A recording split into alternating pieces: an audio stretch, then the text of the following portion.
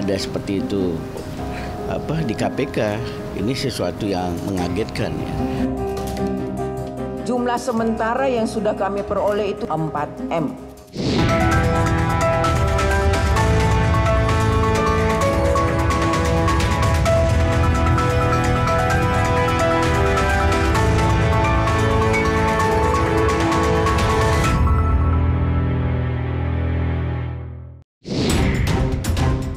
Lembaga Perlindungan Saksi dan Korban LPSK meminta Mario Dandi CS bayar ganti rugi atau restitusi 120 miliar rupiah pada korban David Ozora. Dewan Pengawas KPK mengungkap praktik pungutan liar di rumah tahanan KPK yang mencapai 4 miliar rupiah. Sidang isbat memutuskan Idul Adha jatuh pada 29 Juni 2023. Sementara ratusan ribu jemaah haji Indonesia sudah tiba di Tanah Suci. 30% diantaranya adalah jemaah lansia. Selamat datang di program 60 Menit Special Report Membuka Mata, Mengungkap Fenomena. Bersama saya, Ihsan Sitorus, kita langsung ke berita pertama saudara. Para terdakwa kasus penganiayaan David Ozora, Mario Dandi, dan Shane Lucas kini tengah dihadapkan dengan biaya restitusi atau ganti rugi yang diajukan Lembaga Perlindungan Saksi dan Korban. LPSK menghitung biaya ganti rugi sebesar 120 miliar rupiah wajib dibayarkan para terdakwa karena telah menganiaya David Ozora hingga koma. Terdakwa kasus penganiayaan terhadap David Ozora, Mario Dandi, kini tengah dihadapkan dengan persoalan lainnya. Bukan cuma terancam pidana, Mario Dandi juga diwajibkan membayar ganti rugi atau restitusi kepada David karena telah menganiaya hingga koma. Lembaga Perlindungan Saksi dan Korban atau LPSK telah membuat perhitungan atas biaya ganti rugi yang wajib dibayarkan Mario. Bukan main, LPSK mengajukan biaya ganti rugi terhadap Mario Dandi dan Shane Lucas sebesar 120 miliar rupiah. Pengajuan itu disampaikan anggota LPSK Abdanef Jopa saat hadir sebagai ahli dalam persidangan kasus tersebut pada Selasa lalu. Menurut LPSK, nilai restitusi 120 miliar rupiah itu berdasarkan pertimbangan komponen penderitaan yang dialami David, baik sekarang hingga di masa depan. Pasalnya, David menderita diffuse axonal injury stage 2 atau cedera otak traumatik parah dengan harapan sembuh hanya 10% yang akan berlangsung seumur hidup. Bahwa dari 100% orang yang menderita diffuse axonal injury stage 2 ini hanya 10% yang berhasil sembuh. Sembuh pun itu bukan kategori kembali kepada keadaan semula. Jadi 90% tidak kembali dalam keadaan semula. Yang kedua, tim meminta proyeksi pemulihan dari Rumah Sakit Mayapada bahwa dari penilaian Rumah Sakit Mayapada biaya yang diperlukan penanganan medis terhadap korban DO itu selama 1 tahun sebesar 2.187.120.000. Jadi untuk korban DO biaya perawatan proyeksi dari Rumah Sakit Mayapada itu sebesar 2.187.120 rupiah.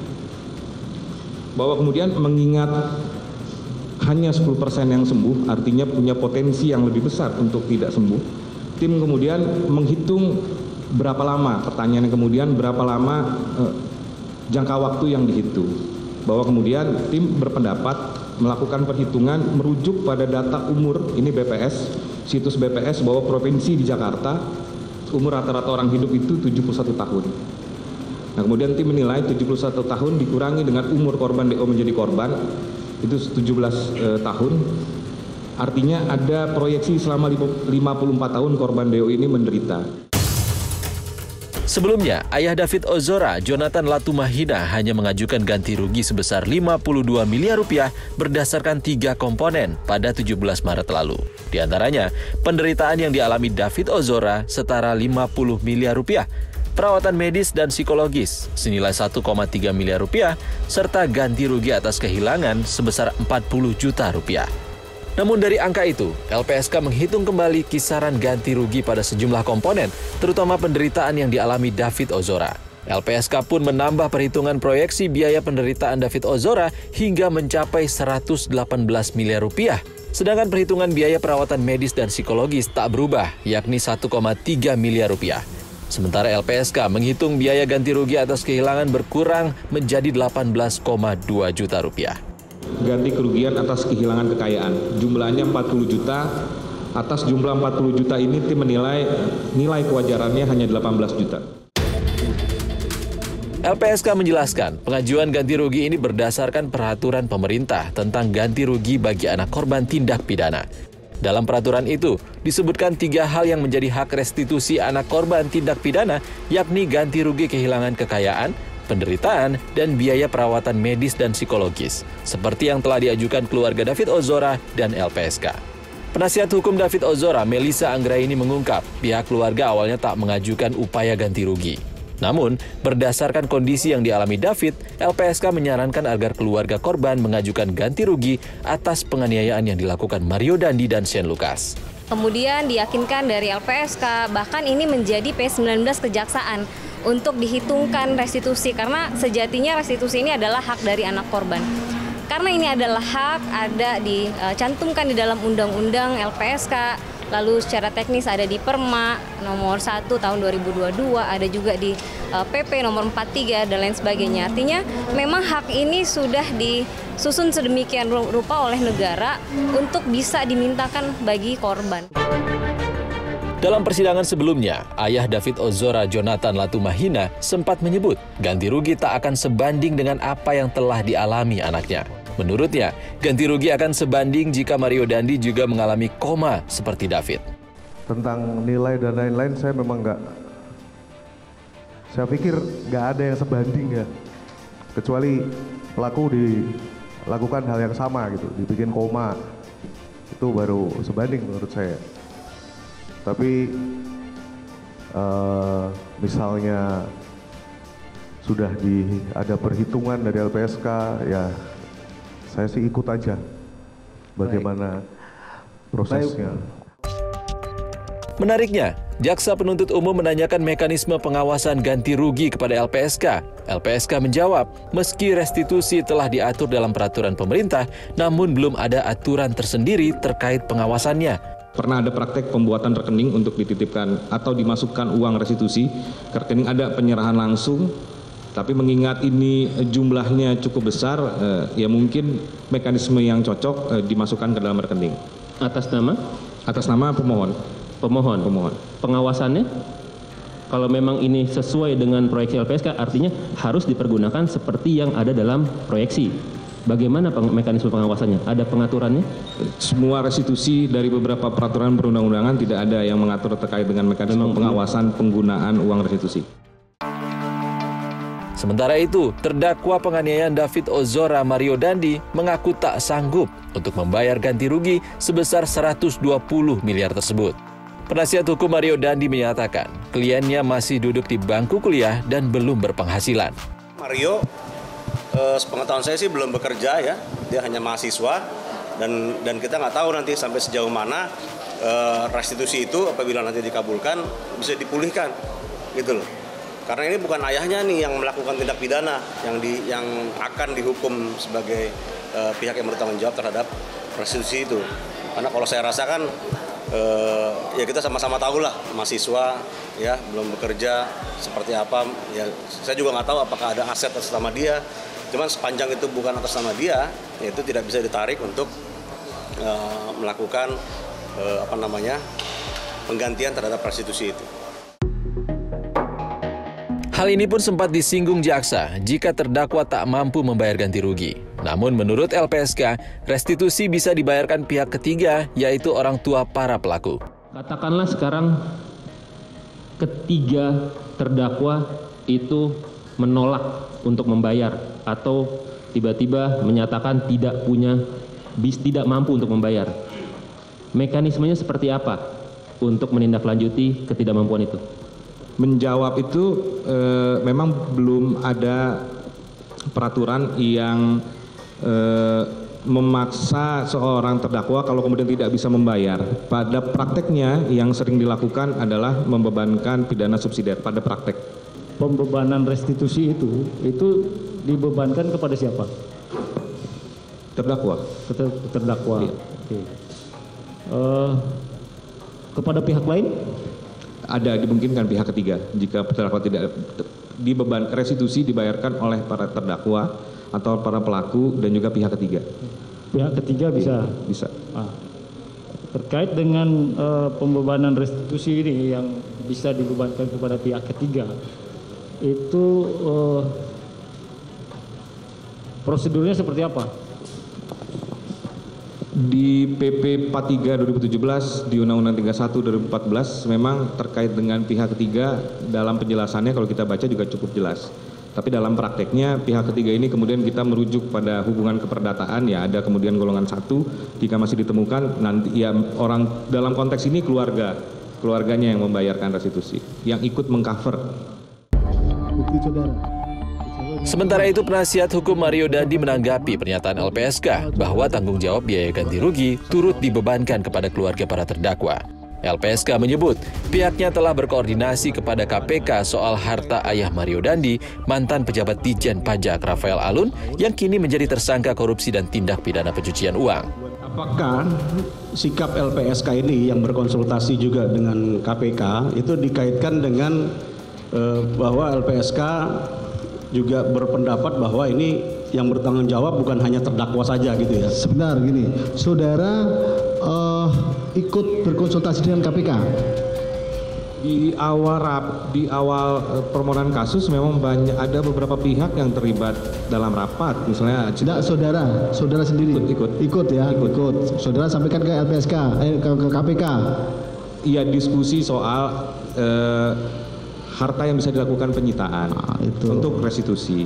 KPK menyampaikan pendapat apa terkait dengan itu? Ya, KPK hanya membatasi bahwa saat ini tengah melakukan penyidikan, gitu, dengan ada dugaan korupsi mungkin TPPU dan ada beberapa dugaan harta yang kemudian diduga terkait. Hanya sebatas itu. Tak hanya kepada Mario Dandi, restitusi atau ganti rugi ini dibebankan juga kepada terdakwa lainnya dalam kasus penganiayaan berat terhadap David Ozora, yakni Shane Lucas dan pelaku anak AG. Sedangkan pembagian nominalnya diserahkan kepada keputusan majelis hakim. Sementara itu, sidang kasus penganiayaan berat terhadap David Ozora dengan terdakwa Mario Dandi dan Shane Lucas akan kembali digelar pekan depan. Saudara, Dewan Pengawas KPK menemukan adanya praktik pungli di rutan KPK dengan nilai 4 miliar rupiah. Sesaat lagi, di 60 menit special report, kami segera kembali. Periodenya Desember 2021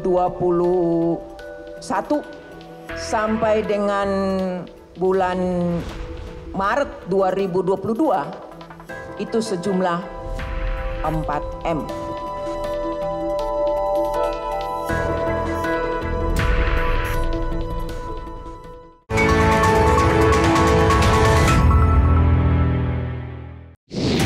Anda kembali di 60 menit special report, membuka mata mengungkap fenomena. Saudara, integritas Komisi Pemberantasan Korupsi kian jadi pertanyaan setelah Dewan Pengawas KPK menemukan adanya praktik pungli di rumah tahanan lembaga anti rasuah itu. Tak main-main, dalam kurun waktu 4 bulan nilai pungli di rumah tahanan KPK mencapai 4 miliar rupiah. Pungutan yang dilakukan terhadap siapa? Terhadap tahanan-tahanan yang ditahan di rutan KPK. Ini murni temuan Dewan Pengawas, tidak ada pengaduan. Jumlah sementara yang sudah kami peroleh itu di dalam 1 tahun, periodenya Desember 2021 sampai dengan bulan Maret 2022 itu sejumlah 4M. Integritas Komisi Pemberantasan Korupsi kini semakin dipertanyakan. Belum selesai kasus dugaan pembocoran dokumen penyelidikan KPK terkait kasus di Kementerian ESDM. Integritas KPK kembali diuji. Dewan Pengawas KPK mengungkap praktik pungutan liar di rumah tahanan KPK di Rutan Kelas 1 Jakarta Timur Cabang KPK yang terletak di Gedung Merah Putih KPK Kuningan, Jakarta Selatan. Tak main-main, nilai pungli di rutan KPK mencapai 4 miliar rupiah hanya dalam kurun waktu 4 bulan. KPK pun mengaku menyesali temuan Dewan Pengawas dan berjanji menindak tegas pegawai KPK yang terbukti bersalah. Kami segenap pimpinan dan insan Komisi Pemberantasan Korupsi KPK menyesalkan dugaan peristiwa dimaksud dan KPK berkomitmen untuk menindak secara tegas, objektif sesuai dengan fakta kepada siapapun pelakunya, termasuk jika benar terjadi dan dilakukan oleh insan KPK dimaksud. KPK memahami bahwa insan KPK merupakan manusia yang memungkinkan salah. Sementara itu, Menko Polhukam Mahfud MD mendorong KPK menindak pidana oknum pegawai KPK yang terlibat praktik pungli di rutan KPK. Mahfud menilai pungli termasuk tindak pidana korupsi. Ya bagus lah. Bagus dalam arti yang begitu itu harus dibuka ke publik dan sesudah itu ditindaklanjuti secara hukum. Karena pungli itu adalah tindak pidana. Memang sih korupsi itu kan ada 7 macam ya. Mulai dari pungli, markup, kemudian markdown, pemalsuan dokumen dan lain-lain. Trimedia Panjaitan, anggota Komisi 3 DPR yang membidangi hukum, mengaku terkejut praktik pungli justru terjadi di rutan KPK. Trimedia bahkan meminta Ketua KPK Firly Bahuri turun tangan. Tapi terus terang aja, saya agak kaget tuh. Kita pikir selama ini kasus-kasus seperti itu hanya di Salemba, Cipinang, peradilan-peradilan yang dikelola oleh Kumham. Kalau ada seperti itu di KPK, ini sesuatu yang mengagetkan ya. Dan saya kira Pak Firly sebagai Ketua KPK harus segera turun tangan. Kepala Pemberitaan KPK Ali Fikri menegaskan sejumlah pegawai rumah tahanan KPK telah dirotasi untuk memudahkan penyelidikan. KPK berjanji pegawai yang terlibat pungli tak hanya dikenakan sanksi etik atau disiplin, melainkan tindakan pidana. Kita tahu semua KPK menganut zero tolerance gitu ya. Kita tidak kemudian memperlakukan khusus ya. Siapapun kalau kemudian ada dugaan terlebih pidana, sekarang justru lebih tegas kami tangani sendiri dalam aspek penegakan hukumnya. Ya. Tidak hanya etik dan disiplin, tapi penegakan hukum. Sementara itu, mantan Wakil Ketua KPK Saud Situmorang mendorong Dewan Pengawas KPK transparan terkait kasus pungli di rutan KPK.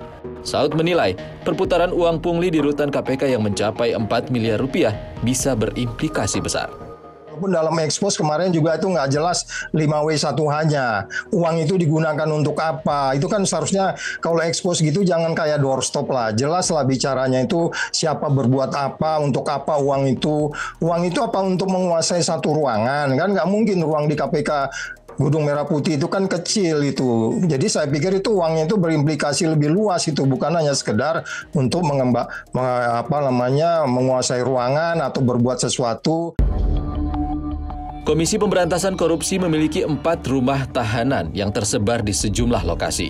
Pertama, Rutan Kelas 1 Jakarta Timur Cabang KPK di Gedung Merah Putih KPK Kuningan yang memiliki kapasitas 25 tahanan. Kemudian, Rutan KPK Cabang Pomdam Jaya Guntur yang berdekatan dengan Gedung Merah Putih KPK berkapasitas 32 tahanan. Sementara Gedung KPK Lama di Kafling C1 Kuningan, Jakarta memiliki rutan yang mampu menampung 19 tahanan. Lalu rutan KPK Cabang Mako Puspomal TNI Kelapa Gading, Jakarta dengan kapasitas 16 tahanan. Komisi Pemberantasan Korupsi memang tengah jadi sorotan akibat perilaku pegawainya sendiri. Pada 2021 lalu, ada kasus pegawai KPK berinisial IGAS yang saat itu menjabat Satgas Direktorat Barang Bukti dan Eksekusi KPK. IGAS mencuri barang bukti kasus korupsi 1.900 gram emas yang digadaikan senilai 900 juta rupiah untuk membayar utang. Di tahun yang sama, publik digegerkan kasus penyidik KPK dari Polri Stepanus Robin Patuju yang menerima suap senilai 1,3 miliar rupiah dari mantan wali kota Tanjung Balai M. Syahrial yang saat itu tengah diselidiki KPK. Tak hanya pegawai, pimpinan KPK pun tak luput dari noda. Pada 2021, Wakil Ketua KPK Lili Pintauli Siregar divonis melanggar etik setelah terbukti menyalahgunakan pengaruh berhubungan langsung dengan tersangka korupsi mantan wali kota Tanjung Balai M. Syahrial. Lili juga diduga menerima gratifikasi dari PT Pertamina berupa akomodasi dan tiket MotoGP Mandalika senilai 90 juta rupiah pada 2022 lalu. Lili Pintauli pun memutuskan mundur sebelum diadili Dewan Pengawas KPK. Bahkan, Ketua KPK Firly Bahuri juga tercatat berulang kali melakukan pelanggaran etik. Saat menjabat Deputi Penindakan KPK, Firly dinyatakan melanggar etik berat setelah menjemput Bahrullah, Wakil Ketua Badan Pemeriksa Keuangan yang saat itu berstatus saksi, ke ruangannya. Firly Bahuri kembali dinyatakan melanggar etik berat usai bertemu seorang petinggi parpol di sebuah hotel pada 1 November 2018. Firly lagi-lagi disanksi etik berat karena bertemu mantan Gubernur NTB M. Zainul Majdi alias Tuan Guru Bajang. Pasalnya, KPK saat itu sedang menyelidiki dugaan korupsi kepemilikan saham PT Newmont yang melibatkan Pemprov NTB. Setelah didapuk sebagai Ketua KPK, Firly Bahuri kembali melanggar etik usai kedapatan bergaya hidup mewah menyewa helikopter perusahaan swasta untuk perjalanan pribadi pada Juni 2020 lalu.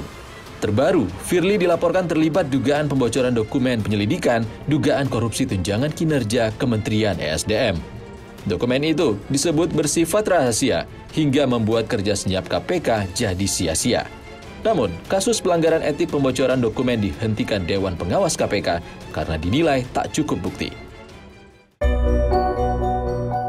Wakil Ketua KPK periode 2007-2011 M. Yasin menyebut rentetan kasus internal yang mencoreng nama baik lembaga anti korupsi KPK buah kesalahan sistem organisasi yang dimulai dari pucuk pimpinan. Integritas seorang pegawai itu harus dibangun melalui suatu sistem kelembagaan dan dicontohi oleh pimpinannya.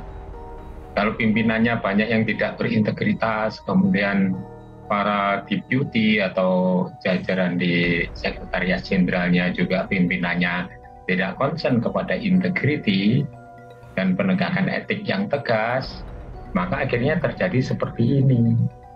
Pimpinannya pun juga menerima gratifikasi, bagaimana stafnya. Saudara, meski biaya haji mengalami kenaikan tahun ini, antusiasme masyarakat Indonesia untuk berangkat haji masih tetap tinggi. 60 menit special report, segera kembali.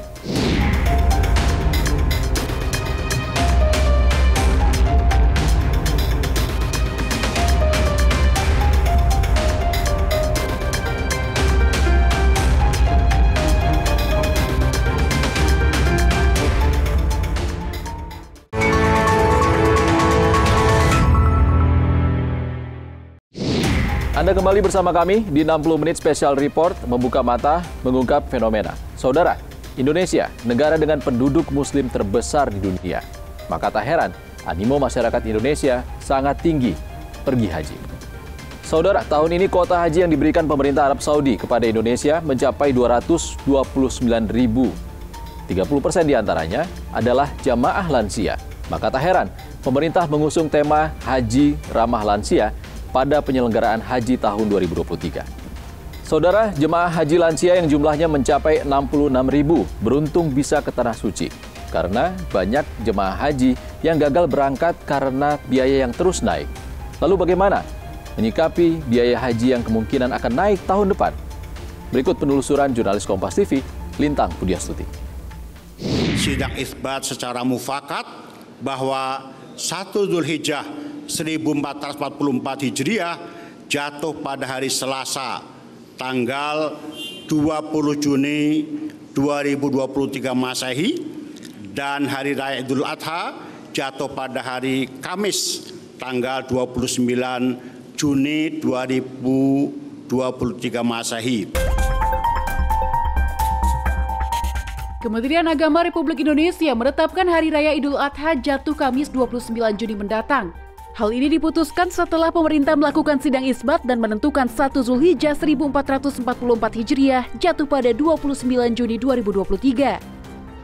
Sebelumnya, pemerintah menggunakan metode Rukyatul Hilal atau pemantauan hilal awal Zulhijjah di 99 titik di Indonesia untuk menentukan Hari Raya Idul Adha tahun 2023. Namun, keputusan pemerintah berbeda dengan pimpinan pusat atau PP Muhammadiyah yang menetapkan Idul Adha jatuh pada Rabu 28 Juni 2023 dengan metode hisab. Sementara, berdasarkan hasil sidang isbat, pemerintah Arab Saudi memutuskan wukuf Arafah 9 Zulhijjah jatuh pada 27 Juni 2023. Wukuf di Padang Arafah merupakan salah satu rukun haji yang wajib dilaksanakan para jemaah haji. Berdasarkan hasil dari lembaga atau sidang isbat di pemerintah Saudi memutuskan insya Allah tanggal 9 Zulhijjah jatuh pada tanggal 27. Tercatat per 23 Juni 2023, sebanyak 99.211 jemaah haji gelombang 2 yang tergabung dalam 258 kelompok terbang tiba di Bandara King Abdul Aziz International Jeddah untuk selanjutnya diterbangkan ke Mekah untuk menjalankan rangkaian ibadah haji. Menteri Agama Yakut Khalil Qomas meninjau kesiapan penyelenggaraan puncak haji di Jeddah, Arab Saudi, Senin 19 Juni lalu. Dalam kunjungannya, Menak mengimbau jemaah haji menjaga kondisi fisik, khususnya jemaah lanjut usia, mengingat puncak ibadah haji memasuki musim panas dan membutuhkan stamina yang prima. Sebelumnya, Menak mengaku mendapat laporan terkait jemaah haji lansia yang kesulitan mengunyah makanan bertekstur keras.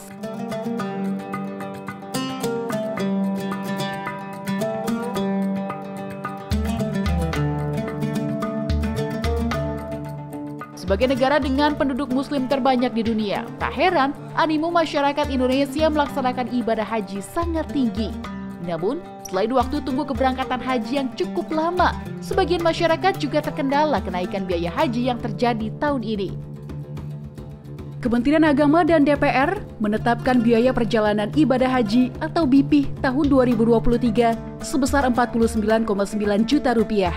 Angka ini naik hingga 10 juta rupiah dari besaran BP tahun lalu, yaitu 39,8 juta rupiah. Agar Bapak Ibu sekalian terus menjaga kesehatannya.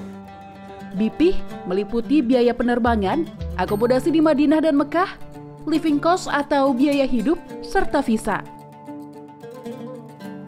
Berdasarkan perbedaan biaya di tahun 2020 dan 2023, tahun 2022, pemerintah menetapkan biaya penyelenggara ibadah haji atau BPIH sebesar Rp97,7 juta. Dengan rincian, biaya yang dibayar jemaah sebesar Rp39,8 juta dan biaya nilai manfaat dari Badan Pengelola Keuangan Haji atau BPKH sebesar Rp57,9 juta. Tahun 2023, pemerintah menetapkan biaya penyelenggara ibadah haji atau BPIH sebesar Rp90 juta. Dengan rincian, biaya yang dibayar jemaah sebesar Rp49,9 juta dan biaya nilai manfaat dari Badan Pengelola Keuangan Haji atau BPKH sebesar Rp40,2 juta. Terjadi penurunan BPIH sebesar Rp7,7 juta. Namun, penggunaan nilai manfaat sebagai subsidi berkurang sekitar Rp17 juta per jemaah. Sehingga selisih Rp10 juta ini dibebankan kembali kepada jemaah. Pemerintah pun sepakati total penggunaan nilai manfaat tahun ini sebesar Rp8 triliun. Nilai manfaat merupakan hasil pengembangan keuangan haji yang dilakukan oleh Badan Pengelola Keuangan Haji atau BPKH terhadap dana setoran jemaah. Direktur Pengelolaan Dana Haji dan Sistem Informasi Haji Terpadu Dirjen PHU Kementerian Agama, Jaja Jailani menjelaskan, kenaikan BP 2023 ada kaitannya dengan rasionalisasi nilai manfaat dan biaya akomodasi yang mengalami kenaikan. Selain itu, pemerintah juga menjaga konsep kategori jemaah haji yang disebut dengan istitoah atau bagi yang mampu. Yang pertama adalah nilai manfaat itu adalah hak semua jemaah. Bukan hanya jemaah yang berangkat pada tahun ini, tetapi adalah jemaah yang belum berangkat juga memiliki hak yang sama dengan jemaah. Nah, untuk menjaga kesinambungan itu terus ada rasionalisasi. Jangan nilai manfaatnya besar yang mengakibatkan uang jemaah yang belum berangkat itu akan tergerus oleh jemaah yang berangkat. Nah, untuk menjaga keadilan, menjaga rasionalitas itulah yang akhirnya mau tidak mau pemerintah bersama-sama DPR membahas kembali berapa besarannya. Akhirnya disepakati bahwa tahun 2023 ini BP jamaah haji reguler adalah sebesar 49 juta. Di dalam penyelenggaraan ibadah haji juga tidak terlepas oleh perkembangan dunia, Mbak. Dan juga perkembangan di Arab Saudi itu sendiri.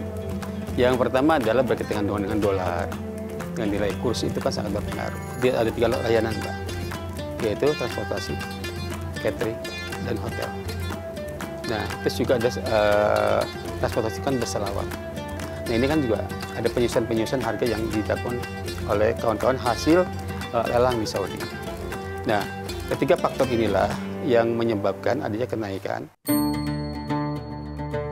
Namun, dengan adanya kenaikan biaya haji, pemerintah menjamin adanya peningkatan fasilitas, khususnya layanan ramah lansia, mengingat tahun 2023 tercatat 67.000 jemaah lansia yang diberangkatkan. Sementara bagi jemaah yang masuk kuota tahun ini dan tertunda berangkat, pemerintah menjamin jemaah tersebut akan masuk kuota prioritas jemaah haji mendatang tahun 2024. Layanan-layanan ini sekarang kan berbeda nih. Ada lansia. Nah, lansia itu adalah 67.000 seorang ya, 67.000 jamaah. Disinilah titik krusialnya. Di tahun 2023 ini ada perbedaan layanan dengan yang lainnya. Di tahun ini adalah tahun ramah lansia. Ya, bagi jamaah haji yang mungkin tahun ini berhalangan, padahal kuota sudah masuk banyak, tetapi tidak bisa berangkat, atau juga mungkin tidak dapat melunasi, gitu kan ya. Nah, ini adalah merupakan menjadi prioritas keberangkatan tahun yang akan datang. Nah, untuk itu saya menghimbau kepada jamaah haji yang tahun ini mungkin belum bisa berangkat karena berbagai macam faktor. Kami harapkan untuk mempersiapkan haji tahun 2024 karena mereka adalah sebagai kuota prioritas untuk keberangkatan.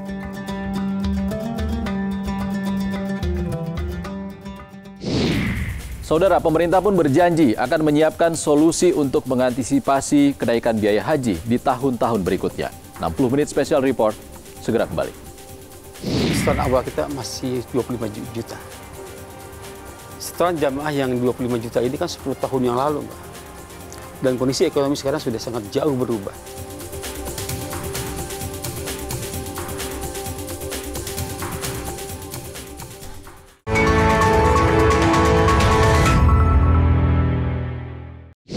Masih bersama 60 menit special report, membuka mata, mengungkap fenomena. Saudara, naiknya biaya perjalanan ibadah haji tahun 2023 membuat sejumlah jemaah harus banting tulang agar bisa berangkat ke Tanah Suci. Saudara, pemerintah beralasan naiknya biaya ibadah haji karena belum adanya dana cadangan pengelolaan ibadah haji untuk mengantisipasi risiko yang tak terduga. Melalui Badan Pengelola Keuangan Haji, pemerintah pun telah merumuskan kebijakan baru untuk mengantisipasi kemungkinan kenaikan biaya haji di tahun-tahun berikutnya. Lalu bagaimana pemerintah mengoptimalkan pengelolaan dana haji? Berikut penelusuran jurnalis Kompas TV, Lintang Pudiastuti.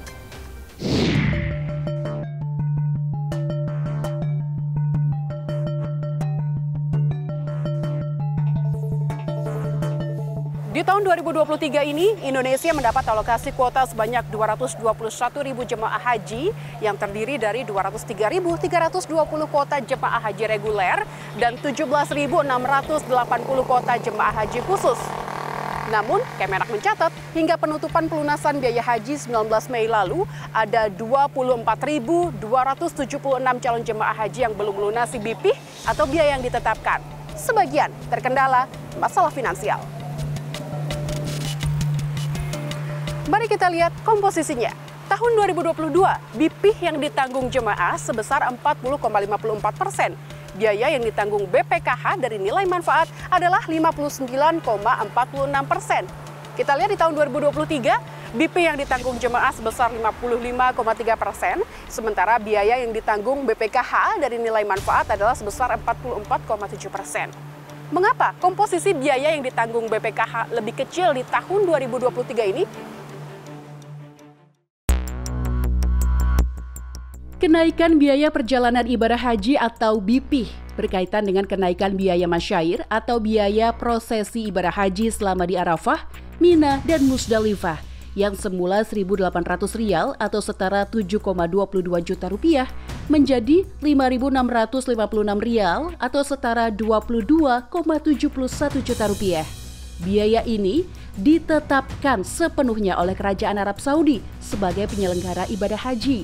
Badan Pengelola Keuangan Haji atau BPKH menjelaskan selama ini nilai manfaat dana haji digunakan sebagai subsidi biaya pokok sekaligus menutupi kenaikan-kenaikan yang terjadi supaya jemaah mendapat keringanan dari BPih yang ditetapkan.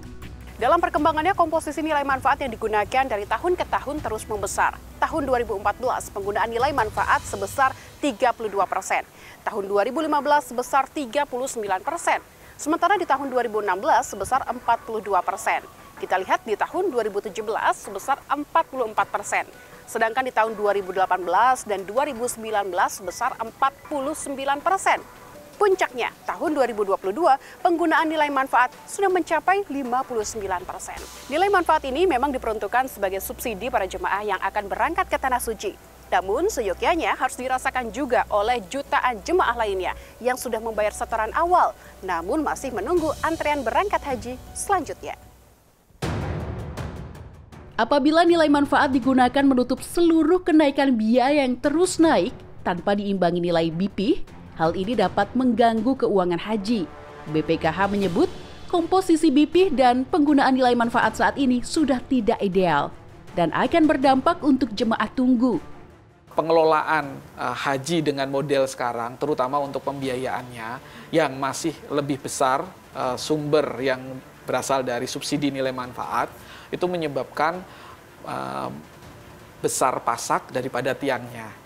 Kita harus memikirkan bahwa ada 5,3 juta jemaah tunggu yang saat ini hasil pengembangannya tidak dikembalikan kepada jemaah ini. Dalam proyeksi BPKH menghitung adanya pelaksanaan haji 2 kali dalam 1 tahun Masehi. Karena kan tahun Hijriah itu geser 10 hari gitu. Maka dalam hitungan kami nanti akan ada haji di bulan Januari dan di bulan Desember. Nah, artinya apa? BPKH melakukan subsidi dengan yang bersumber dari nilai manfaat. Nilai manfaat itu kan dicari periode 1 Januari sampai dengan 31 Desember, itu 1 tahun. Tapi pada satu titik bisa jadi diminta 2 kali subsidi yang bersumber dari nilai manfaat yang hanya 1 kali. Ketemu di permintaan 2 kali nilai manfaat di tahun 2027 atau 2028. Nah, ini alert yang kita sampaikan bahwa BPKH bisa jadi kalau hanya mampu nanti 1 kali nilai manfaat, ya kita sampaikan kita 1 kali loh, tapi 1 kali lagi siapa yang subsidi gitu loh. Untuk mengoptimalkan pengelolaan dana haji demi meningkatkan nilai manfaat, BPKH berupaya melakukan investasi di sektor ekosistem haji, sektor lembaga keuangan syariah, dan multisektor lainnya dengan mengedepankan prinsip kehati-hatian dan risiko investasi yang rendah. BPKH sendiri belum memiliki dana cadangan untuk mengantisipasi unexpected risk atau risiko tidak terduga yang mungkin terjadi dalam sebuah investasi.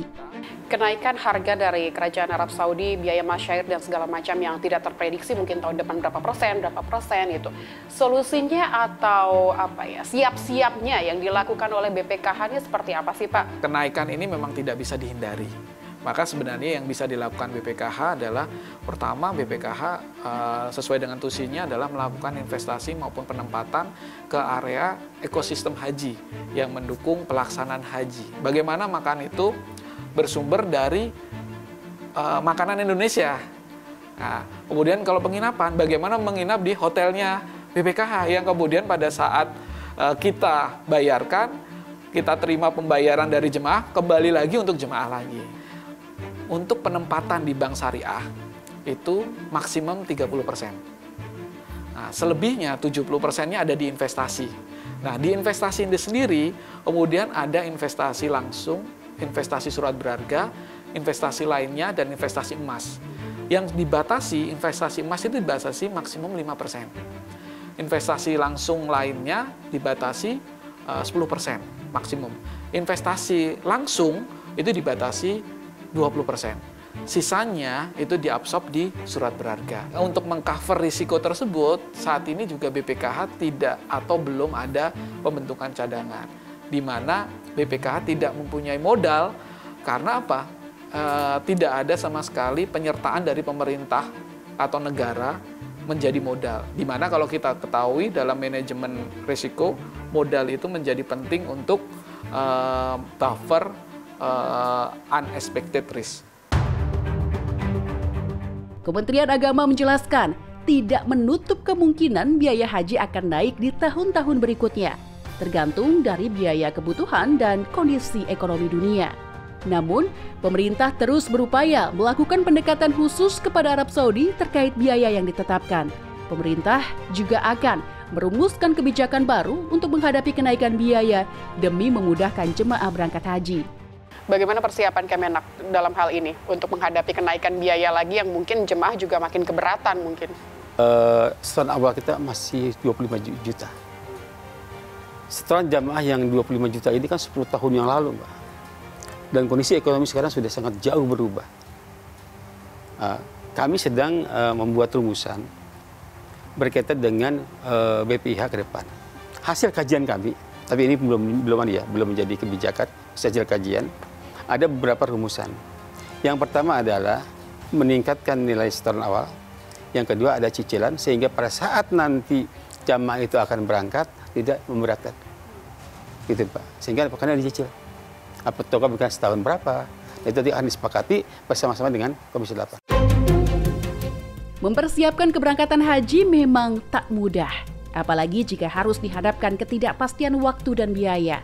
Kelompok Bimbingan Ibadah Haji dan Umroh atau KBIHU sebagai lembaga yang langsung bersentuhan dengan jemaah pun ambil peran, memberi pendampingan baik secara motivasi dan finansial.